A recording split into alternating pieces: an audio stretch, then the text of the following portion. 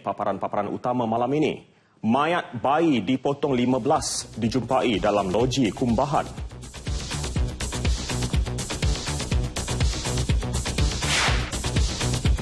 Tipu bekas pengarah NFC, Datuk Syamsu Bahrin Ismail dihukum penjara 8 tahun. Dan pesalah trafik mula diburu besar-besaran esok. Untuk paparan penuh terus setia bersama saya, Fatil Hidayat Ghazali dan Hani Muhili dalam Nasional Abad.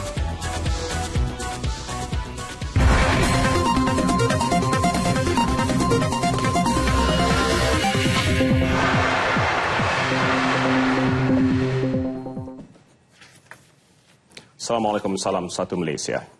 Kejam dan tidak berperi kemanusiaan. Mayat bayi tanpa kepala dipotong 15 dijumpai dalam sebuah loji Kumbahan di projek perumahan rakyat PPR Kempas Permai, Johor Bahru. Tegas Ketua Polis Daerah Johor Bahru Utara, Asisten Komisioner Kamsani Abdul Rahman, pihak yang melakukan perbuatan di luar kemanusiaan itu dipercayai cuba menghapuskan bukti dengan mengepam ke dalam tandas anggota-anggota badan yang dipotong itu. Mayat ditemui sekumpulan pekerja syarikat kontraktor ketika menjalankan kerja pembersihan kira-kira 10.30 minit pagi semalam. Menurut beliau, pihaknya menerima maklumat kira-kira pukul 1.30 minit petang daripada penyelia syarikat berkenaan. Ia membawa kepada penemuan bahagian anggota badan bayi dalam perangkap sampah. Polis masih mencari bahagian kepala bayi berkenaan dan anggota badan yang lain termasuk mengesan tandas yang tersumbat di kawasan PPR itu.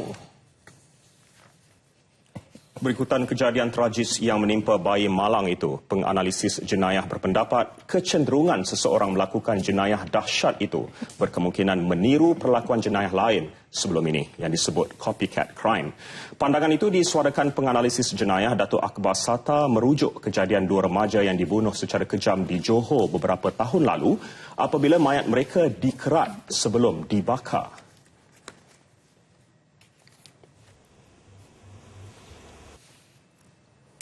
Pihak polis akan menjalankan siasatan dengan rapi supaya dapat menangkap pembunuh ini. Kerana tanpa tangkapan dibuat, maka saya takut copycat crime ini akan berlaku lagi. Ini bermakna ia mungkin dipelajari oleh orang-orang lain untuk melakukan modus operandi yang sama, iaitu mengerat pada badan sehingga 15 kerat dan sebagainya.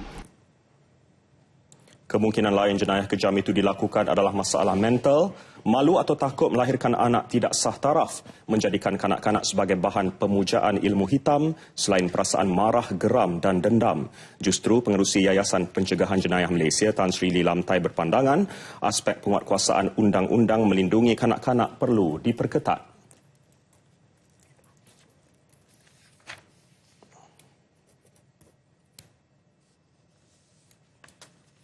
Pihak itu berkuasa itu harus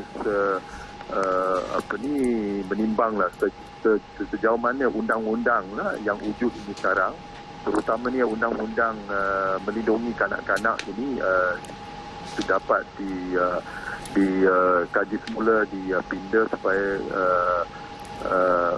hukuman yang lebih itu agak ketat dapat diperkenalkan.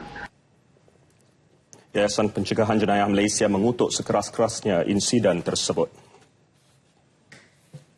Ahli Perniagaan Datuk Syamsu Bahrin Ismail dijatuhi hukuman penjara 8 tahun dan 4 sebatan selepas didapati bersalah atas 5 pertuduhan menipu bekas pengarah Pusat Feedlot Nasional NFC, Datuk Seri Dr. Muhammad Saleh Ismail. Penipuan membabitkan wang 1.755 juta ringgit selain 17 pertuduhan pengubahan wang haram. Datuk Syamsu Bahrin juga diarah membayar penalti RM611,895.94. Hukuman berjalan serentak mulai esok. Untuk 5 pertuduhan di bawah Seksyen 420 dan 417 Kanun Keseksaan, Datuk Syamsu Bahrin dijatuhkan hukuman 37 tahun penjara dan 4 sebatan. Manakala untuk 17 pertuduhan di bawah Akta Pencegahan Pengubahan Wang Haram dan Pencegahan Pembiayaan Keganasan 2001, beliau dijatuhkan hukuman membawa kepada jumlah 36 tahun 6 bulan penjara. Hukuman dijalankan serentak menjadikan 8 tahun penjara dan 4 sebatan. Mahkamah juga membenarkan pesalah membayar penalti dalam tempoh 3 bulan. Datuk Syamsul Bahrin didakwa menipu Datuk Seri Dr. Muhammad Saleh sehingga menyerahkan cek berjumlah 1.755 juta ringgit antara 25 November dan 1 hingga 5 Disember tahun 2011. Manakala 17 pertuduhan mengaitkan pengubahan wang haram, memindahkan dana daripada NFC dan akaun pesalah ke dalam akaun isterinya. Pesalah didapati menggunakan wang tersebut untuk membeli 3 jenis kenderaan bernilai RM405,394 dalam tempoh di antara 25 November dan 13 Disember 2011. Selain 3 kenderaan tersebut turut disita wang tunai RM737,710.06 daripada 5 akaun pesalah. One Malaysia Development Berhad 1MDB pula meminta semua pihak menghormati proses semakan semula yang diketuai Ketua Audit Negara seperti yang diarahkan Kabinet. Pada masa sama menunggu hasil pendengaran Jawatan Kuasa Kira-kira Wang Negara PAC yang akan bermula esok. Syarikat Pembangunan Strategik itu dalam satu kenyataan berkata lembaga pengarahnya telah mengambil maklum terhadap soal-soalan yang dibangkitkan melalui media baru-baru ini. Pembentangan fakta terpilih, kekurangan sokongan bukti dan laporan berat sebelah jelas menunjukkan satu usaha sedang dibuat untuk membentuk pandangan umum sebelum PAC dan Ketua Audit Negara menyelesaikan semakan masing-masing. 1MDB berpendapat pendengaran oleh media tidak memanfaatkan mana-mana pihak yang berminat dalam mencari kebenaran. Sebaliknya, proses mencari kebenaran mestilah berasaskan fakta dan dijalankan pihak-pihak yang tidak berat sebelah dan amanah. Justru lembaga pengarah 1MDB akan bekerjasama sepenuhnya dan hanya akan membalas soalan yang dikemukakan PAC yang bipartisan, Ketua Audit Negara dan pihak berkuasa berkaitan.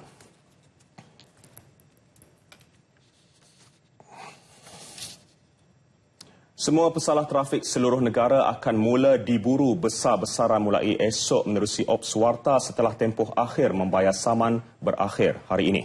Tegas Ketua Polis Negara Tan Sri Khalid Abu Bakar, tiada lagi tempoh penangguhan selepas ini. Tambah Tan Sri Khalid, tempoh yang diberikan selama ini sudah mencukupi untuk pesalah terlibat menjelaskan saman tertunggak mereka. Dalam pada itu, pesalah-pesalah trafik yang mempunyai waran tangkap masih boleh menjelaskan saman masing-masing sehingga malam ini bagi mengelak mereka ditahan dan dituduh di mahkamah.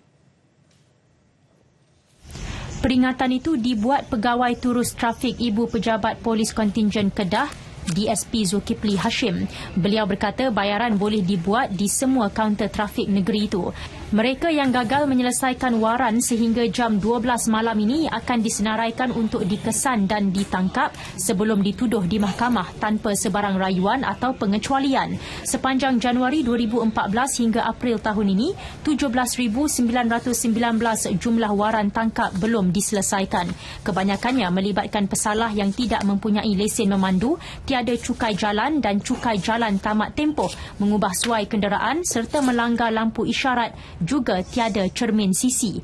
Polis Kedah kini telah bersiap sedia sepenuhnya menguatkuasakan Ops Warta esok. Ia termasuk mencari pesalah di rumah, di tempat kerja ataupun sekatan jalan raya.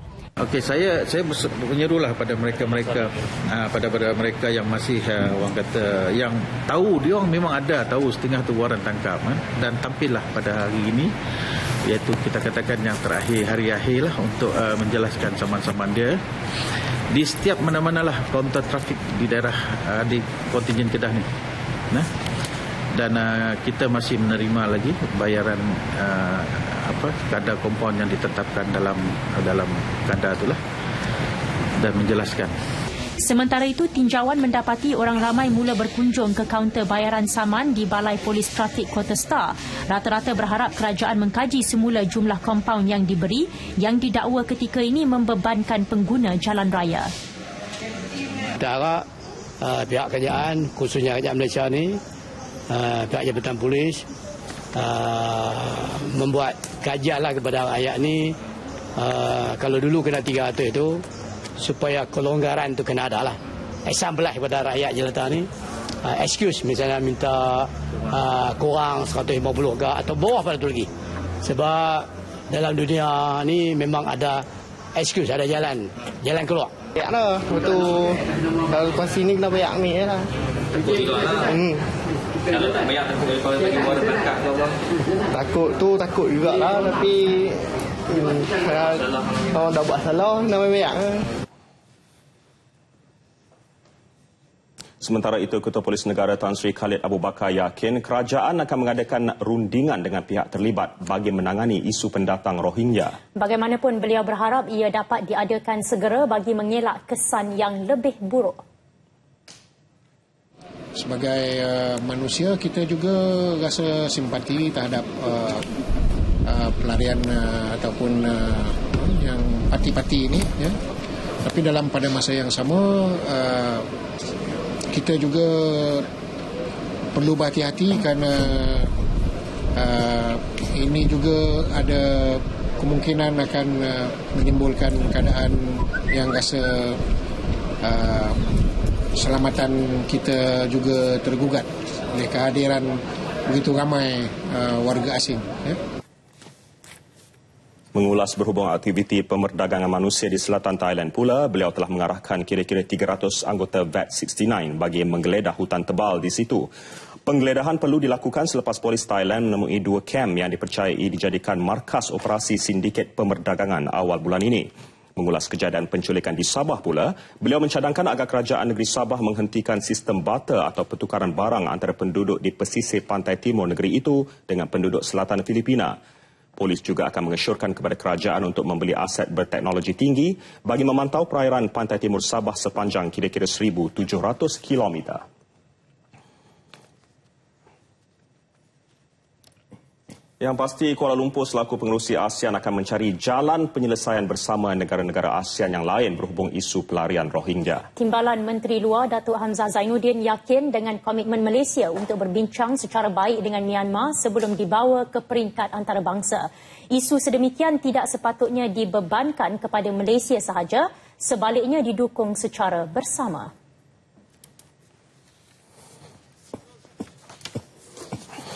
Dalam perbincangan itu nanti kita akan melihat di manakah roots of the problems. Kalau kita sudah dapat memastikan masalah itu timbulnya daripada negara-negara mana, maka kita juga akan berbincang dengan negara asal untuk melihat bagaimanakah akhirnya masalah ini dapat ditangani bersama. Bukan hanya negara seperti Malaysia dan Indonesia di mana ramai daripada penduduk-penduduk Rohingya ini cuba untuk mencari tempat seperti di Indonesia atau Malaysia atau Thailand sendiri. Tapi yang pentingnya untuk melihat supaya segala masalah ini dapat ditangani bersama. Kecewa dengan tindakan Myanmar enggan bertanggungjawab dengan peningkatan krisis pelarian di Asia Tenggara, Datuk Hamzah tidak mahu kesalahan itu ditanggung negara jiran. Lebih 2,000 pelarian yang kelaparan dan terdesak tiba di Thailand, Malaysia dan Indonesia beberapa minggu lalu. Manakala ribuan lagi dipercayai masih hanyut di laut selepas tindakan tegas diambil terhadap sindiket pemerdagangan manusia di Asia Tenggara. Isu pelarian Rohingya bukan lagi hanya berkisar isu kebanjiran pendatang asing, namun menjadi lebih serius kerana melibatkan isu kemanusiaan. Komitmen yang dimainkan Malaysia, Indonesia dan Thailand seolah dipandang sepi Myanmar. Tindakan terbaru Myanmar yang mengugut untuk memboikot sidang kemuncak ASEAN di Bangkok hujung bulan ini, sekiranya isu Rohingya dibangkitkan, terus menimbulkan tanda tanya. Sampai bila Myanmar mahu terus ambil mudah dan cuci tangan? Dan sampai bila negara-negara lain perlu mengambil tanggungjawab seberat itu? Saksikan laporan khas siri kedua, Rohingya, warga tanpa negara yang disediakan wartawan Eva Dian Ali. Sepanjang minggu lalu, kisah ribuan pelarian etnik Rohingya melarikan diri menggunakan bot dan tiba di perairan Thailand, Malaysia dan Indonesia dalam keadaan lapar dan tidak bermaya menjadi topik utama yang melatari laporan media seluruh dunia. Malaysia atas sifat kasihan dan berperi kemanusiaan menerima dan menghulurkan bantuan dengan menempatkan hampir lebih 1,000 pelarian di depot tahanan apabila mereka mendarat di Langkawi. Tapi kenyataan yang dikeluarkan pejabat Presiden Myanmar Thein Sein yang bukan sahaja ukutan boikot malah enggan dipersalahkan dalam isu ini menimbulkan kemarahan. Retitan itu, pakar sosial dari Universiti Pertanian Malaysia UPM, Profesor Datuk Dr. Muhammad Shatta Sabran berpandangan isu pelarian Rohingya ini bukan merupakan tanggungjawab Malaysia sahaja. Pihak antarabangsa perlu mengambil inisiatif untuk memberi tekanan kepada negara Myanmar atau sekurang-kurangnya negara ASEAN seperti memberi tekanan dalam sektor ekonomi. Kerajaan Myanmar perlu bertanggungjawab, tidak boleh melepaskan beban ataupun masalah rakyat mereka kepada negara-negara lain, kerana kita pun kena sedia maklum dalam keadaan kegawatan ekonomi yang malah di dunia pada hari ini. Untuk menerima pendatang-pendatang sedemikian bukan satu kos yang kecil. Mereka perlu diberikan makanan, mereka perlu diberikan tempat tinggal, mereka perlu diberikan package kesihatan dan sebagainya. Dan ini merupakan satu kos tambahan yang akan menyebabkan bajet belanjawan negara tersebut akan meningkat tanpa diduga.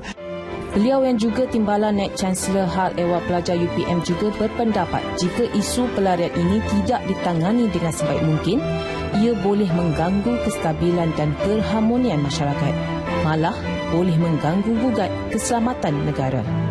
Kita tidak tahu latar belakang mereka dan sebagainya, dan sebagai orang yang ditindas menghadapi kesukaran yang tidak boleh kita nyatakan bagaimana teruknya, mereka akan mampu melakukan perkara-perkara yang kita tidak pernah fikir. Jadi sebagai sebuah kerajaan, kita rasa itulah perkara yang dipertimbangkan. Dan memang mungkin ada orang-orang luar memberikan tomahan kepada kita, tidak memberi kemanusiaan, tidak bertimbang rasa dan sebagainya. Tapi sebagai sebuah kerajaan, seperti mana yang disebut, keutamaan perlu diberikan perhatian kepada keselamatan, keselesaan, keharmonian rakyat di negara tersebut. Itu sebab pihak kerajaan kita sangat-sangat berhati-hati. Bukan kita tidak mahu membantu, bukan kita tidak mahu menolong, tapi pada pandangan saya kerajaan sangat-sangat berhati-hati sebelum membuat keputusan. Apa yang jelas, Suruhanjaya Pertubuhan Bangsa-Bangsa Bersatu bagi Pelarian UNHCR perlu lebih memainkan peranan. Myanmar harus diberi tekanan. Lebih utama, Malaysia tidak harus terus menanggung beban dan menerima kecaman dunia. Masyarakat dunia perlu membuka mata. Laporan Efadian Ali untuk Berita RTM.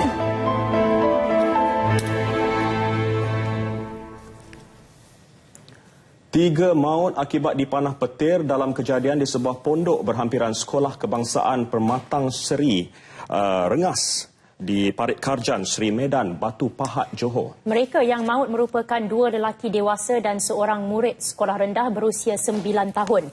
Menurut jurucakap polis, kejadian berlaku sekitar 3 petang ketika kesemua mangsa sedang berteduh di pondok berhampiran. Murid darjah 3 itu meninggal dunia ketika mendapatkan rawatan di Hospital Sultanah Nora Ismail, Batu Pahat.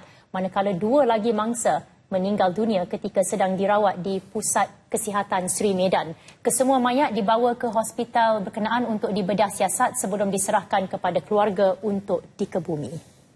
Harga minyak yang rendah sewajarnya mendorong inovasi berikutan bahan tenaga itu lebih berdaya maju dari segi ekonomi dalam jangka panjang. Ketika inilah syarikat-syarikat tenaga boleh diperbaharui, boleh mengambil peluang melabur untuk meningkatkan kaedah pengeluaran.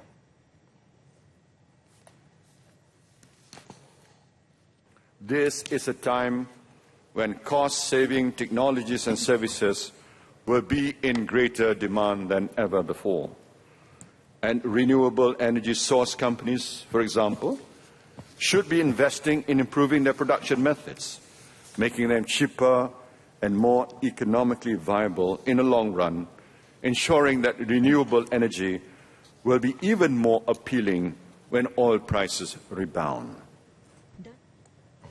Antara negara ASEAN mempromosikan inovasi dan teknologi bijak tidak hanya meningkatkan daya guna tenaga tetapi juga turut meningkatkan persaingan di dalam industri. Jelas Datuk Seri Najib, dengan wujudnya Komuniti Ekonomi ASEAN dijangka mewujudkan 14 juta peluang pekerjaan menjelang 2025. Ia juga mempunyai potensi untuk mewujudkan kerjasama dalam persekitaran terbuka daripada segi tarif, sempadan dan halangan perdagangan. Dalam pada itu, penubuhan Komuniti Ekonomi ASEAN AEC penghujung tahun ini menunjukkan petanda dan tren yang baik. Bagi Perdana Menteri, ia akan membolehkan barangan, perkhidmatan, pelaburan dan tenaga mahir bebas bergerak merentasi rantau ini. As the chair of ASEAN this year, Malaysia will ensure that all our community building efforts are people-centered, just as our last budget focused on the people economy, and that the well-being of all our citizens is at the heart of our drive to greater prosperity and our goal of achieving high-income nation status by 2020. Datuk Seri Najib menyampaikan ucap tama pada Majlis Persidangan Minyak dan Gas Asia ke-18 di Ibu Negara. Sejak tahun 2001, ASEAN telah mengalami pembangunan ekonomi memberangsangkan sehingga 300% dan rantau ini menduduki tangga ke-7 ekonomi dunia dan dijangka menginjak ke tangga ke-4 menjelang 2050. Persidangan anjuran Petronas itu berlangsung selama 3 hari bermula semalam. Sukuk Pelaburan Mampan dan Bertanggungjawab SRI terbitan Khazanah Nasional dilancar hari ini. Ia program pertama yang diluluskan di bawah rangka kerja Sukuk SRI Suruhanjaya Security. Timbalan Perdana Menteri Tan Sri Muhyiddin Yassin yang melancarkan sukuk berkenaan berkata penerbitan dibuat menerusi program Sukuk 1 bilion ringgit ihsan dan telah diberi penarafan awal 3A. Sukuk bakal menyediakan kaedah padanan bagi tujuan pendidikan sertai penunaian tanggungjawab korporat negara. Sukuk yang disusun menurut struktur bayar untuk kejayaan atau pay for success ini akan dinilai dengan menggunakan petunjuk prestasi utama ataupun KPI selama 5 tahun yang telah pun ditetapkan bagi setiap sekolah. Hasil penerbitan sulung sukuk akan disalur kepada Yayasan Amir, sebuah pertubuhan bukan berasaskan keuntungan yang ditubuhkan khazanah. Seterusnya, Badan Terbabit akan menguruskan aliran tunai bagi pelaksanaan program sekolah amanah di 20 sekolah terpilih tahun ini. Tan Sri Muhyiddin menggesa syarikat dan institusi tempatan menyokong penerbitan sukuk itu. Dalam pada itu, Khazanah Nasional menyasarkan sukuk SRI itu akan diterbitkan secara berperingkat dengan nilai 100 juta ringgit setiap terbitan. Promosi terbitan telah mula dilaksana minggu lalu dan mendapat reaksi awal yang positif daripada pelabur.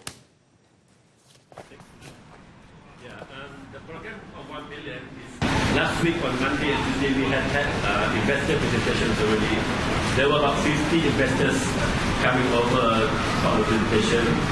We had diverse group investors, financial institutions, foundations, yayasan, asset management companies. Generally, they are all interested in giving back to society. Berbanding sukuk lain, pelabur diberi masa seminggu sebelum memilih prospek pelaburan terbabit.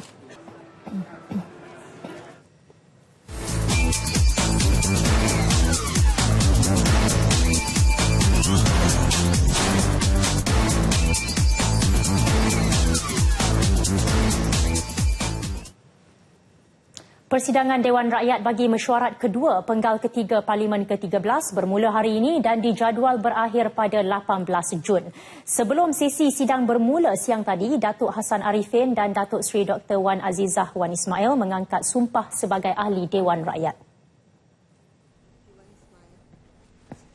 Upacara angkat sumpah berlangsung di hadapan Yang di-Pertua Dewan Rakyat Tan Sri Pandika Amin Mulia. Saya mengucapkan tahniah kepada ahli-ahli yang berhormat yang mengangkat sumpah sebentar tadi, yaitu Yang Berhormat Pematang Pau dan Yang Berhormat Rompin.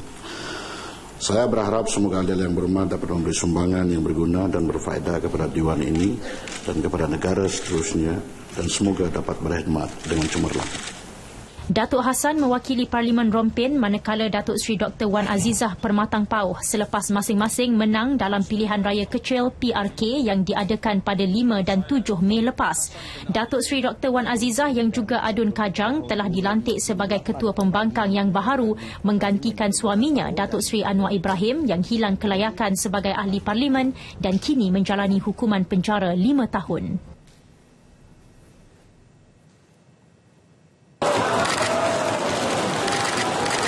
Terdahulu sesi sidang Dewan Rakyat bermula dengan ceria apabila majoriti anggota Parlimen menepuk meja sebaik Tan Sri Pandika melangkah masuk ke dalam Dewan Persidangan. Sebelum ini terdapat kabar angin beliau telah meletak jawatan. Tan Sri Pandika menafikan perkara itu dengan mempengerusikan sidang Dewan Rakyat yang bermula tepat jam 10 pagi tadi. Sesi soal jawab. Kementerian Pertanian dan Industri Asas Tani menafikan dakwaan pemberian pinjaman tekun berlandaskan tujuan politik atau pilih kasih. Malah pelaksanaannya adalah untuk memberi kemudahan kepada rakyat yang ingin memulakan perniagaan termasuk kepada masyarakat orang asli. Melihat kepada peruntukan 8 juta ringgit khusus buat masyarakat orang asli, aktiviti penerangan akan terus diperhebat. Ia bagi membolehkan penerangan secara terperinci diberi kepada kumpulan SASA mengenai kemudahan yang disediakan bagi meningkatkan ekonomi mereka. Ketika ini hanya 1.6 juta ringgit sahaja pinjaman yang dibuat oleh masyarakat itu. Kita perhatikan sambutan daripada masyarakat orang asli agak tidak memberansangkan dalam hal ini. Walaupun kita mengadakan peruntukan yang secukupnya, selain daripada 8 juta yang disebutkan itu, tekun juga memberikan peruntukan ataupun pinjaman yang dikenakan interest yang begitu rendah 4%, tetapi yang 8 juta itu zero interest, ya, zero interest pun kurang mendapat sambutan, dan yang 4% pun cuma ada lebih kurang 92 orang sahaja yang menerima dan jumlah 1.4 juta. Ketika menjawab soalan yang dikemuka Wakil PKR Gombak Azmin Ali, Datuk Tajudin turut menyatakan 228 peminjam telah menerima kadar faedah yang rendah. Siri perbincangan bagi melantik Ketua Pesuruhjaya Suruhanjaya Pencegahan Rasuah Malaysia SPRM masih dijalankan antara Kerajaan Persekutuan dengan pihak pembangkang bagi mendapat kata sepakat. Keputusan mengenainya hanya akan diumum selepas ia dimuktamadkan. Untuk makluman yang berhormat, buat masa ini kerajaan masih mengadakan beberapa siri engagement dengan izin dengan parti-parti politik bagi mendapatkan maklum balas dan sokongan sebelum ia dibentangkan di Parlimen ini. Siri engagement ini masih berterusan bagi mendapatkan pandangan dan maklum balas dari pihak yang berkepentingan supaya apabila dibentangkan kelak, ia akan mendapat sokongan 2/3 sekurang-kurangnya daripada ahli-ahli Parlimen. Oleh itu, belum ada tarikh muktamad yang dapat ditentukan bilakah pindaan perlembagaan ini akan dibentangkan. Datuk Razali menjawab soalan Wakil PAS Kota Baru Datuk Taqiyuddin Hassan mengenai bila kerajaan akan melantik Ketua Pesuruhjaya SPRM mengikut Perlembagaan Persekutuan seperti pelantikan hakim, peguam negara dan Ketua Audit Negara.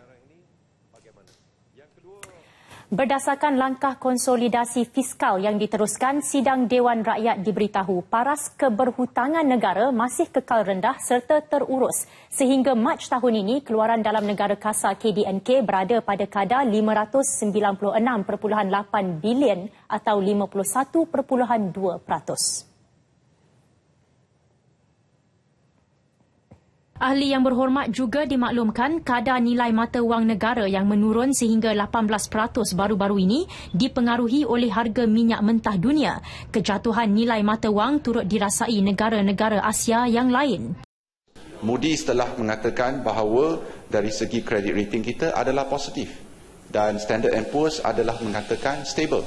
Maka kita tidak harus melihat satu saja, tetapi tentu dari segi kerajaan kita sentiasa menambahbaikkan dari segi apa-apa perbelanjaan, dan oleh itu kita melihat setiap tahun Auditor General Report dari dulu setahun sekali kita keluarkan 3 kali, dan sekarang ini menunjukkan bahawa terdapat perubahan.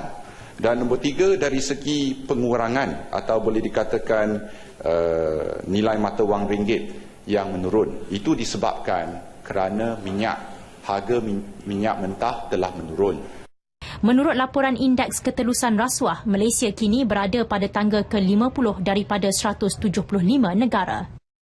Sultan Pahang Sultan Haji Ahmad Shah menegaskan keprihatinan baginda tentang projek pembangunan dan aktiviti perlombongan di negeri itu yang menjejaskan alam sekitar. Baginda mahu kegiatan perlombongan dijalankan secara lestari. Pencemaran udara dan sungai tidak seharusnya berlaku kerana ia menyusahkan rakyat. Titah ucapan tersebut dibacakan Tengku Mahkota Pahang, Tengku Abdullah Sultan Ahmad Shah pada Majlis Istiadat Pembukaan merasmikan Sidang Dewan Undangan Negeri DUN di Wisma Seri Pahang, Kuantan. Baginda mengambil maklum bahawa satu operasi bersepadu melibatkan pelbagai agensi kerajaan termasuk pihak Pejabat Tanah dan Galian, Jabatan Pengangkutan Jalan, Suruhanjaya Pengangkutan Awam Darat, Polis Diraja Malaysia dan Ikatan Relawan Rakyat dijalankan terhadap lori yang membawa muatan perlombongan sebulan lalu bagi membendung masalah pencemaran dan kekotoran di jalan raya. Hasilnya, 65 buah lori telah ditahan dengan nilai kompaun berjumlah hampir RM800,000.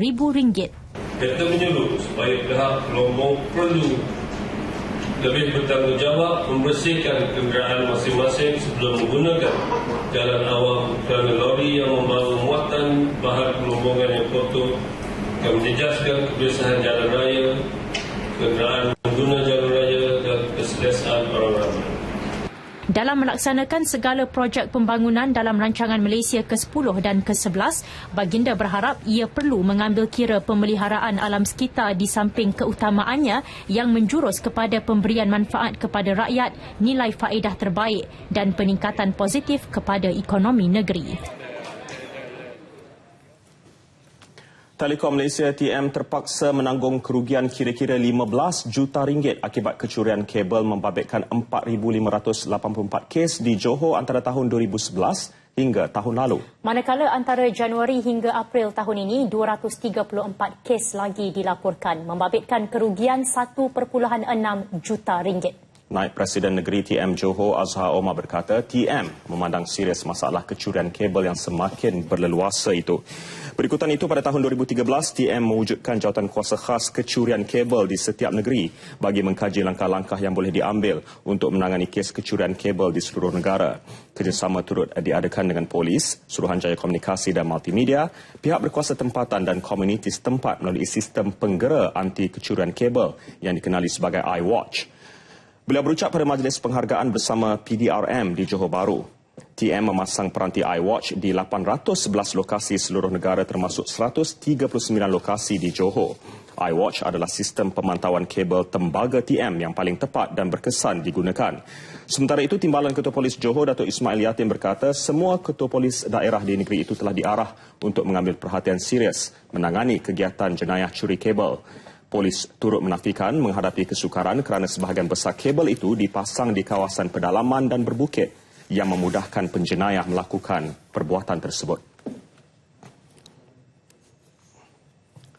Syarikat Minyak dan Gas Malaysia wajar menimbang dan meneroka peluang penggabungan.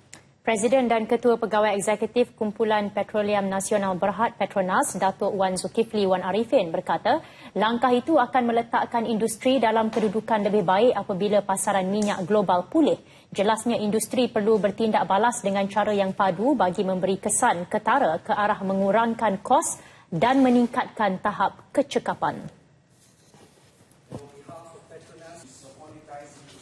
Those with heftier cash reserves and other means to fund acquisition and who are guided by a clear strategic focus will be able to beat competitors to the negotiating table for winning deals.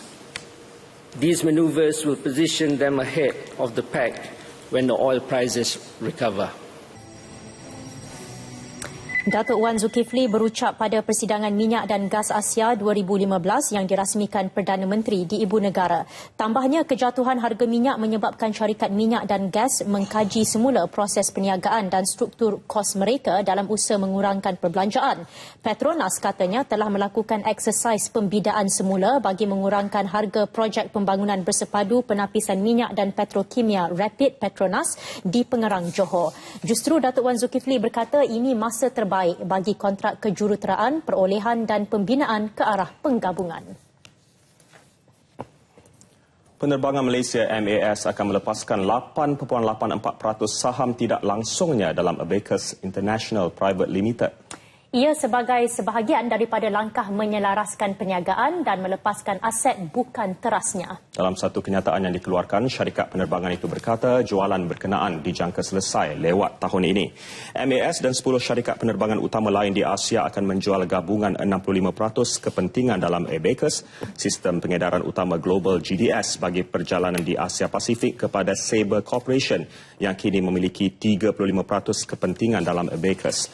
Abacus kini memberi perkhidmatan kepada lebih 100,000 ejen perjalanan di 59 pasaran di Asia Pasifik dan memiliki hubungan global dan tempatan yang unik dengan syarikat penerbangan serta hotel termasuk portfolio utama kandungan syarikat penerbangan kos rendah serta China. Tertakluk kepada kelulusan kawal aturan tertentu, transaksi itu akan menjadikan Sabre sebagai pemegang saham tunggal dalam perniagaan Abacus.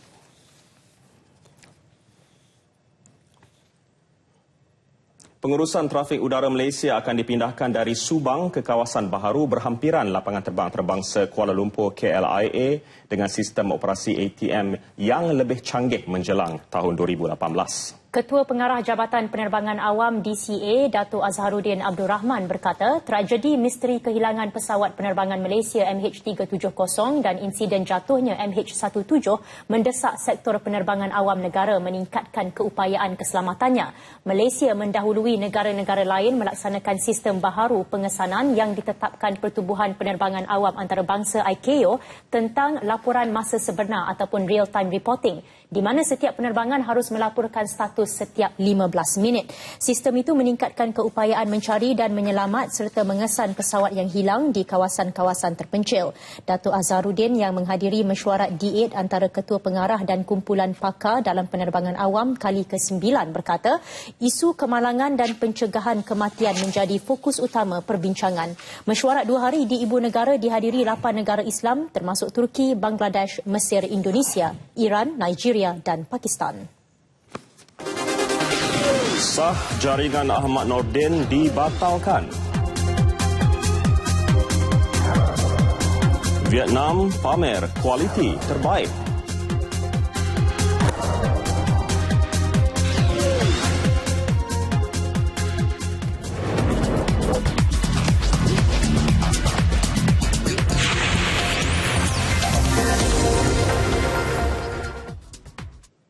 Dalam sukan nasional malam ini, kita akan mulakan dengan perkembangan terbaru isu jaringan Ahmad Nordin alias. Persatuan Bola Sepak Malaysia FAM mengesahkan gol jaringan Ahmad Nordin ketika separuh akhir kedua Piala FA Terengganu menentang Lions 12 dibatalkan kerana berada pada posisi offside.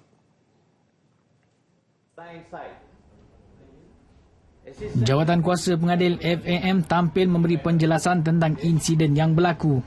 Okey, stop. Masa dia tanduk, pemain Terengganu sudah pun berada dalam offside. Very clear. Okay. One defender only. The last player is one only. Okay. Okay. Dan apabila bola masuk, okay, ditanduk oleh pemain Terengganu, pada ketika itu hanya ada the last opponent adalah pemain field player.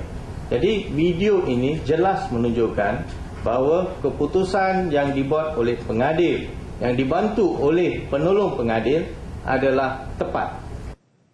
Kekecohan mula tercetus di penghujung perlawanan separuh akhir kedua Piala FA Sabtu lalu di mana tandukan Ahmad Nordin alias hampir pasti membawa skuad Peteh ke final Piala FA.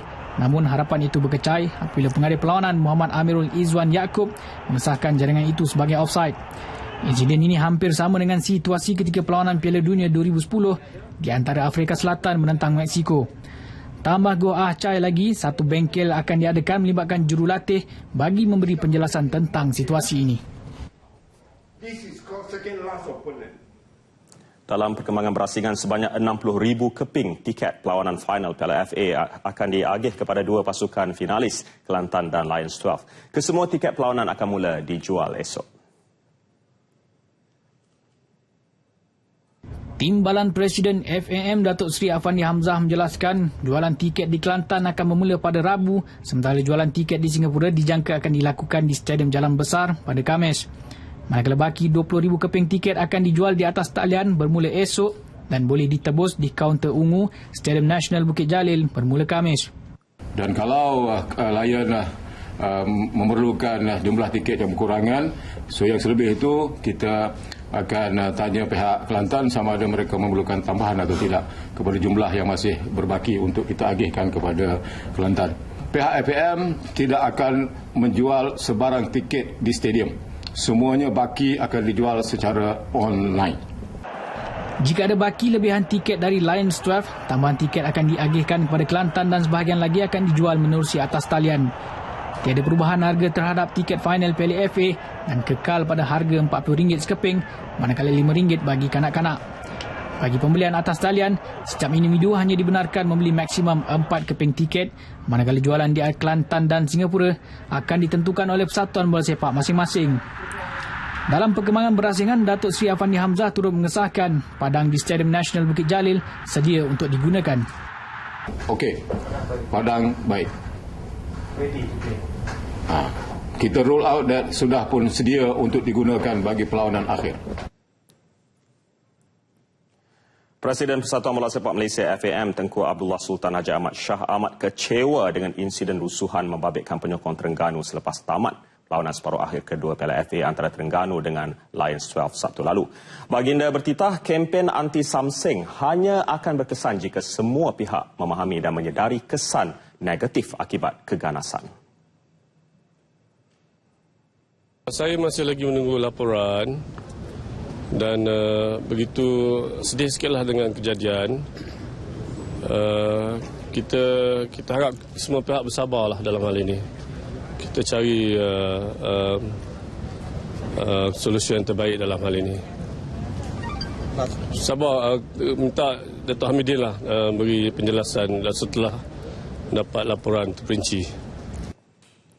Kerugian yang dianggarkan akibat rusuhan itu sejumlah RM150,000 dan ini tidak termasuk kebakaran ambulans dan cermin bas yang dipecahkan. Baginda bertitah sememangnya FAM telah melancarkan kempen anti-samsing, namun dalam suasana genting seperti aksi Terengganu Lions 12, selalunya emosi lebih menguasai tindakan. Terengganu meraih kemenangan 3-2, namun keputusan pengadil Muhammad Amirul Izzuan Yaakob membatalkan jaringan keempat menyaksikan Lions 12 mara ke final Piala FA dengan kelebihan jaringan di tempat lawan selepas kedudukan terikat 4-4 secara agregat. Kecewa dengan keputusan itu, penyokong mula merusuh dan merosakkan harta benda awam. Dalam pada itu, Menteri Besar Terengganu Datuk Ahmad Razif Abdul Rahman turut kecewa dengan sikap segelintir penyokong yang masih tidak matang.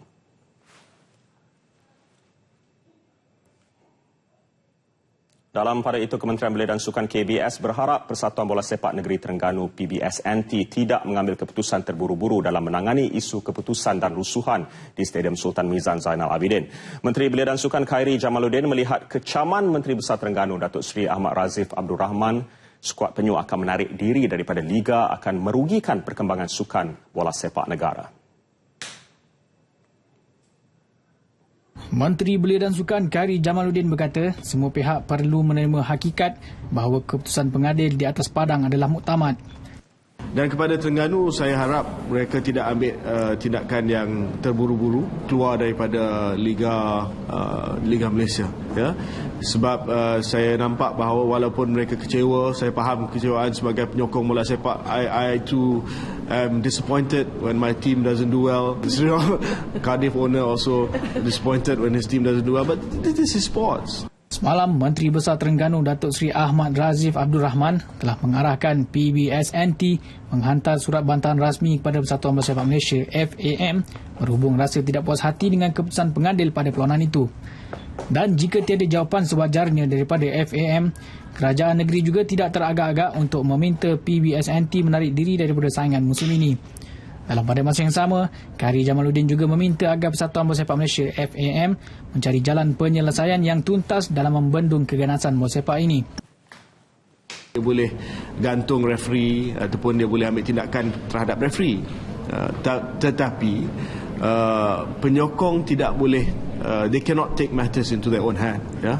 Sampai bakar ambulans dan sebagainya, ini sangat-sangat keterlaluan, ya, sangat-sangat keterlaluan. Dan saya risau bahawa kalau sekiranya tidak ada tindakan yang tegas daripada FAM dan juga Persatuan Bola Sepak Negeri, perangai ini akan berleluasa.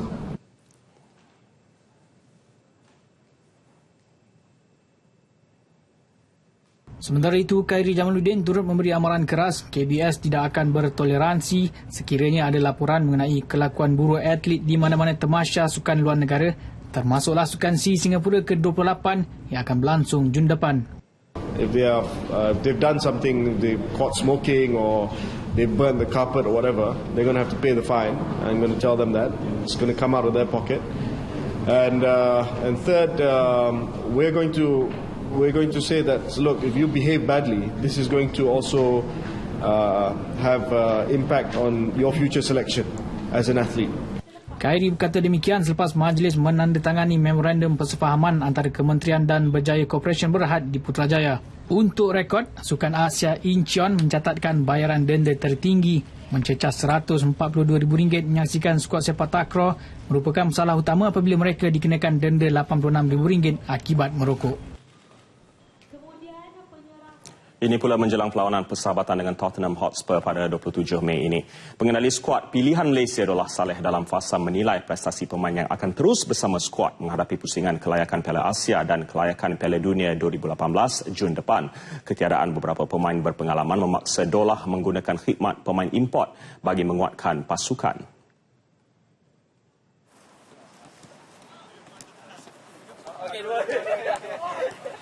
Pasti kita semua looking forward nak tengok ni, dan inilah peluang dia, pemain-pemain khasnya, dan saya sendiri pun memang looking forward jugalah.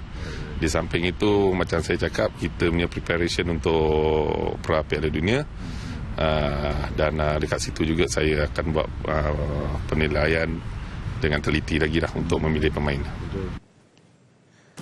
Tambahnya, pemain import yang disenaraikan amat berbangga dan tidak akan melepaskan peluang beraksi menentang Tottenham Hotspur. 19 pemain dipanggil bagi sesi latihan fasa pertama, termasuk 5 pemain import, dan sebahagiannya akan dikekalkan untuk latihan fasa kedua pada 28 Mei membabitkan 13 pemain Johor Darul Takzim JDT serta 6 dari Pahang. Perlawanan persahabatan dengan kelab bimbingan Mauricio Pochettino akan berlangsung di Stadium Shah Alam pada 27 Mei ini. Ini pula perkembangan terkini skuad hoki negara. Tai Beng Hai kekal menerajui skuad kebangsaan selaku ketua jurulatih berstatus tetap menamatkan teka-teki siapa ketua jurulatih yang mengemudi skuad ke hoki Liga Dunia di Belgium bulan depan. Perkara itu disahkan Presiden baru Konfederasi Hoki Malaysia MHC, Datuk Seri Subhan Kamal ketika sesi lawatan latihan pusat hari pertama skuad kebangsaan di Stadium Hoki Bukit Jalil. Menurut Datuk Seri Subhan, pelantikan itu bagi meneruskan rancangan sedia ada selain memantapkan lagi persediaan pasukan menjelang Liga Hoki Dunia Pusingan 3 di Belgium bulan depan yang juga tiket kelayakan ke Sukan Olimpik Brazil 2016. Jadi pemain-pemain pun dah tahu ini keputusan yang telah pun dicapai, dan saya harap semua orang akan menghormati keputusan itu. Yang pentingnya bagi saya, kita kena pastikan pemain-pemain berikan komitmen sepenuhnya, dan dengan ada barisan jurulatih dan kepimpinan ada, saya yakinlah mereka akan cuba sebagai upaya untuk melaikan diri ke Olimpik di Rio. Bagi Ketua Jurulatih Tai Beng Hai, kedudukan ini memudahkan tugas dan perancangannya untuk skuad Speedy Tigers. Ini saya rasa adalah keputusan yang telah dibuat oleh MSC. So saya rasa ini adalah satu hala tuju di mana kita boleh bergerak ke hadapan lah. So dari segi itu tidak kira pegawai mana yang dilantik, tetapi yang penting kita layak ke Olimpik Rio tahun depan, dan kita mesti terimalah keputusan yang telah dibuat dan memberi perhatian pada hoki dan bukan pada isu-isu yang lain lah selain dari hoki. Selain itu, Jurulatih TNB Nur Saiful Zaini dilantik sebagai penolong jurulatih, manakala Stephen Van Hoosen pengurus pasukan. Konsultan kejurulatihan dari Australia Neil Howgood pula kekal dengan jawatannya sehingga tamat kejohanan di Belgium. $125,000 Amerika bakal menjadi rebutan peserta acara tahunan Marathon Kuala Lumpur tajaan Standard Chartered. Perlumbaan edisi ke-7 itu akan diadakan pada 4 Oktober depan bermula dan tamat di Dataran Merdeka. Marathon Kuala Lumpur Standard Chartered mensasarkan penyertaan 35,000 orang dari seluruh dunia. Bertemakan Run for a Cause, larian itu melibatkan 8 kategori. Antaranya marathon penuh 42 km, Honda separuh marathon 21 km, MSIG 10 km, Fun Run 5 km dan untuk kanak-kanak 3 dan 1 km. Bagi kategori berkumpulan, ia melibatkan cabaran kementerian, universiti dan korporat sejauh 10 km. Berucap melancarkannya, Datuk Bandar Kuala Lumpur, Datuk Seri Ahmad Faisal Talib yakin penganjuran sukan sedemikian dapat menarik minat pelancong dalam dan luar negara untuk datang ke Kuala Lumpur.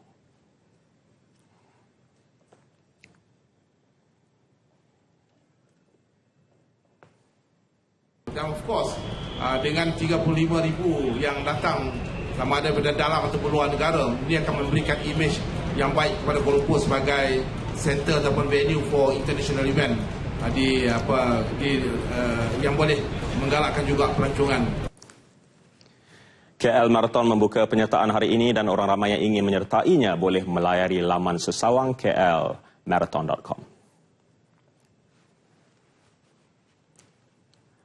Skuad Harimau Muda Dato' Ong Kim Swee kini perlu berwaspada dengan skuad Vietnam kendalian Toshiya Miura apabila beraksi dalam kumpulan B acara sukan Tamasya Sukan C Singapura. Ini kerana Vietnam mempamerkan prestasi kemas mengekang Korea Utara mencatat keputusan seri 1-1 dalam perlawanan persahabatan. Walaupun ini merupakan perlawanan persahabatan dan persediaan sebelum memulakan kempen kelayakan Piala Dunia 2018, keputusan 1-1 ini juga menjadi petanda bahawa skuad Vietnam sudah bersedia sepenuhnya untuk menghadapi saingan acara bola sepak Sukan C. Bermain dengan skuad utama Korea Utara tidak menggentarkan anak-anak buah Toshiya Miura yang menjaya melalui 1-0 hasil jaringan Mark Hong Kwan pada minit ke-64. Korea Utara hanya berjaya menyamakan kedudukan pada minit ke-84 menerusi jaringan Hong Kum Song. Bagi pusingan pertama kempen kelayakan Piala Dunia 2018, Vietnam akan bertemu Thailand sementara Korea Utara akan bertemu Yaman.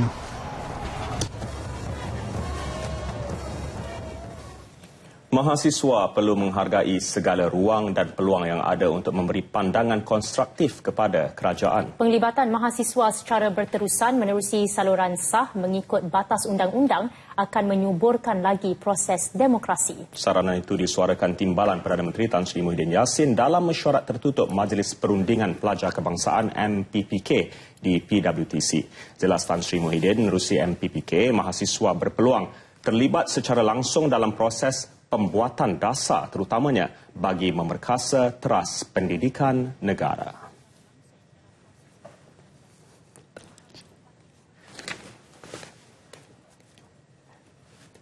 Kerajaan bukan saja sentiasa mengambil sikap terbuka dengan mendengar suara mahasiswa, malah memandang serius setiap pandangan yang dikemukakan. Ia juga menjadi bukti bahawa proses demokrasi berjalan dengan baik di Malaysia. 5 kertas kerja dibentang oleh perwakilan mahasiswa Institusi Pengajian Tinggi Awam dan Swasta, Institusi Pendidikan Guru Malaysia, Politeknik dan College Community serta Wakil Persatuan Mahasiswa Malaysia Luar Negara, antaranya mengenai pengangguran, kesukarelawan dan transformasi pendidikan tinggi. Turut diberi fokus maklum balas terhadap cadangan pembangunan belia, penubuhan universiti sukan dan pemerkasaan keusahawanan mahasiswa. Kemampuan RTM mengaplikasi teknologi digital dalam penerbitan berita dan program TV amat dikagumi delegasi pelajar dari Indonesia. Sekaligus memberi justifikasi terhadap peranan RTM selaku stesen penyiar rasmi negara sejak 69 tahun lalu. Hakikat itu diakui Pengetua Sekolah Menengah Kejuruan Gama di Leader School, Depok, Jawa Barat, Indonesia, Muhammad Syamsul Khairi. Beliau mengetuai delegasi 51 pelajarnya mengadakan lawatan ke Angkasa Puri.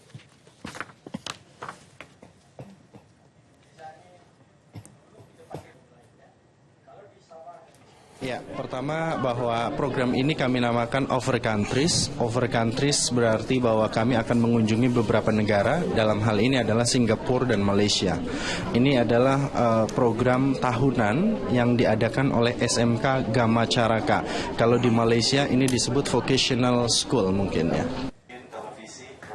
Disertai 3 guru pengiring, kesemua pelajar jurusan penyiaran tersebut diberi taklimat oleh penolong pengarah kanan Seksyen Perhubungan Antarabangsa Alex Reza dan Ketua Pemberita TV Muhammad Yazid Naim. Yang saya pelajari dari kunjungan ini, bagaimana melihat bagaimana proses produksi yang sebenarnya, karena sebelumnya mungkin di Indonesia sudah pernah melakukan kegiatan yang sama, namun di sini lebih profesional dan kita melihat secara detail bagaimana tidak hanya dalam unsur produksinya, namun bagaimana cara kerja korporatnya juga. Itu yang saya pelajari. Perbedaannya jelas berbeda ya. Kalau RTM kan gabungan dari radio dan televisi, sedangkan di Indonesia ada TVRI dan dengan RRI berbeda. Tapi untuk perbedaan dari sisi produksi dan cara kerjanya itu tidak begitu berbeda. Selain didedahkan dengan pelbagai teknologi dan perisian digital, mereka turut berkesempatan memahami susur galur sejarah penyiaran di Malaysia. Nasional 8 edisi 18 Mei berakhir di sini. Teruskan bersama TV1 menyusul selepas ini Best 5-10 bersama Alia Jasmine. Assalamualaikum. Dan salam satu Malaysia. Teruskan Alia.